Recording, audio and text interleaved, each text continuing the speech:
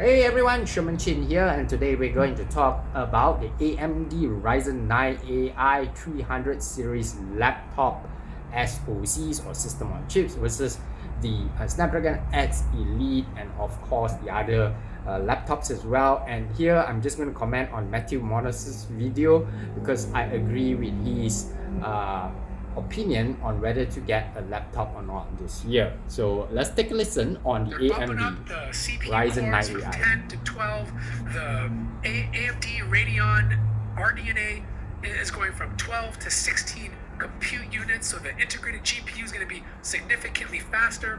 It's going to be more efficient because they're processing this on a 4-nanometer architecture. It's going to be a very good x86 processor, and if you wanted the G16, this could be the one to get.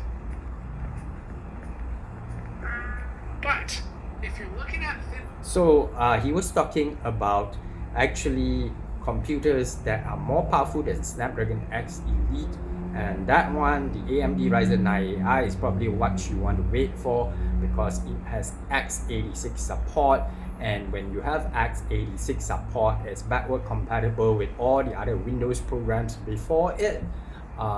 If you compare it with the Snapdragon X Elite, it can only run ARM apps. So when it runs only ARM apps, you're going to have slowdowns in the x86 apps. Okay, so most x86 apps you guys are familiar with, like the old computer games, for example, and most computer games actually still run on x86 processor. So if you go with Snapdragon, you're going to have slowdowns, you're going to have some glitches and that kind of problems.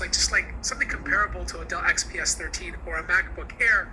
The most efficient right now are the Snapdragon stuff, but you have to be living in an ARM world. Like if you're living in the ARM browser, you're using ARM-based apps, battery life will be good. It will feel very snappy. But if you start moving into x86 apps, especially x86 apps that are very intense, that's where things kind of get iffy. They might run, but they might run a little bit slower. They will eat into your battery life, but then there's also situations where that x86 app might not just run at all. And this is going to take time to optimize. And in that meantime, you might be a beta tester for a little while. So if you live in the ARM world and battery life is important to you, get a Snapdragon laptop. But if you kind of need the best of both worlds, I personally think Intel's Lunar Lake is going to be the real... So before we get into Intel Lunar Lake, I'd just like to comment on the fact that the Snapdragon X Elite does serve its purpose because it has a long battery life. People are getting it not because of the artificial intelligence like I mentioned in the previous video that I made. They are getting it because of the long battery life. And if that's important to you and all you do is probably browse the internet, watch some videos on YouTube, that kind of thing, then I think that would be perfect. But if not, then you'll have a problem with compatibility. Look, as full-time laptop reviewers, so we use a lot of laptops, and one of the perks let's just go back to that video and we will talk about the best of both worlds. Intel Lunar Lake microprocessor. Lunar Lake is going to be the real champ because not only is it supposed to be 30% more efficient on power draw compared to Meteor Lunar Lake, the new architecture they're using is actually being processed by TSMC. It's going to be a lot more efficient. They're getting rid of hyper-threading, which should help with efficiency. The 4 performance cores are supposed to be super powerful, and the 4 efficiency cores are supposed to sip battery very lightly. Plus, you'll get all the AI features that all the other laptops have. So if you want kind of a good mix of like good battery life, maybe not as good as Snapdragon, but also don't want to have to worry about the compatibilities with x86 apps, I think Intel Lunar Lake will be good.